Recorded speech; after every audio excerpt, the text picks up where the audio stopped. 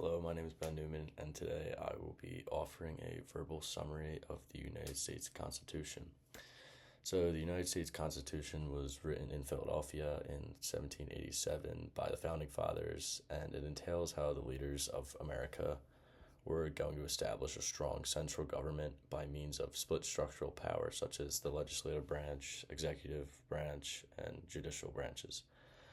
The Constitution also helps defend the much desired rights for the citizens of America, primarily through the amendments. And both of these, coupled together, ultimately create a government that's bolstered in an even amount of power across all of its branches, as well as the people who were being governed. And the four main points that I'm going to talk about today consist of how the founding fathers created a governmental structure focused on becoming more strongly centered through the usage of branches, as well as the protection of people's rights and the unification of states, and as well as the balancing powers amongst the branches of government. So, how the power was evenly distributed and what limited their powers to not make one more powerful than the other.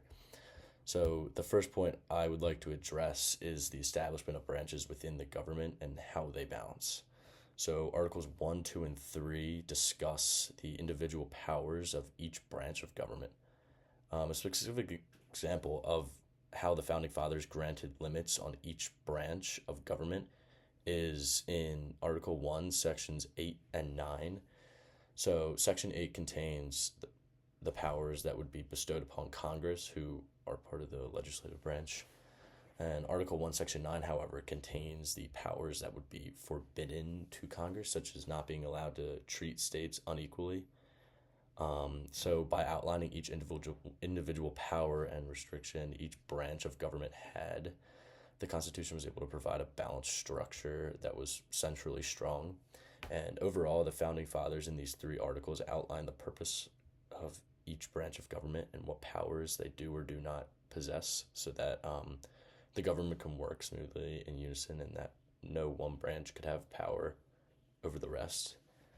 So this now leads me to my second point, which is to address how the Constitution sought to unify the states. So Article 4, titled Relations of the States to Each Other, outlines the establishment of relations amongst the states coupled with the federal government. Article 4 was very important in the creation of a strong central government because the unification of the people was not feasible without the unification of the government as well as the unification of the states. So the Founding Fathers also wanted to establish early in the document that no new state could be formed by any other states and must be admitted through Congress. So California, for example, let's say, or Virginia could not create a new state under their jurisdiction and law, and that every new state would have to be admitted through Congress to become part of the United States. Every state, also as addressed in this article, would also have protection by the federal government against any invasion within the state, as well as like violence. And by establishing the unity of states early in the Constitution, the Founding Fathers were able to pave way for the specific rights of the people in these states, which is my next point. And my final point as well. So my final point that I would like to address is how the Constitution cultivated and protected the rights of citizens. So the part of the Constitution that reinforces the rights of all of these citizens is contained in the amendments, which is a section in the Constitution. And the first 10 amendments were ratified in 1791, and most of them entail the freedoms of each citizen. And I think the first 10, or majority of the first 10, are related to freedom on the judicial side, considering they all deal with legal concerns such as lawsuits, speedy trials, no double jeopardy, which is essentially you can't get tried twice for the same exact crime. So if I were to commit a crime and get convicted and was charged as not guilty, I couldn't be convicted of that same crime. And as well as one that everyone knows is innocence until proven guilty, and the need for a search warrant issued by a judge, and no cruel and unusual punishment.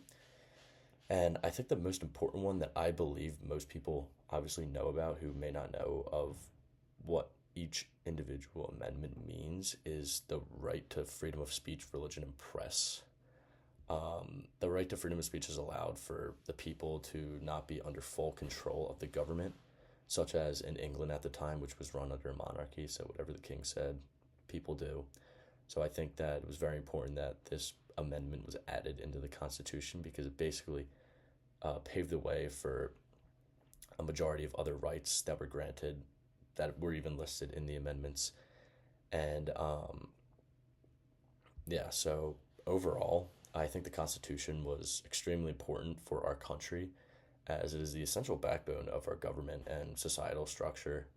The Constitution really helped set in stone the rights of people, the rights of government, and what they were not allowed to do, and helped create a strong centralized government in comparison to England's monarchy at the time, like I just said, which was kind of the main point of the creation of this document, the Declaration, and the the desires of our founding fathers and our nation before becoming a country. So, and even in recent times, have amendments still been added to the Constitution, such as in 1992, the 27th Amendment was added. It was previously pitched, I believe, 200 years earlier. So I thought that was really cool how even today there's still amendments being added to the Constitution that weren't added originally in 1791.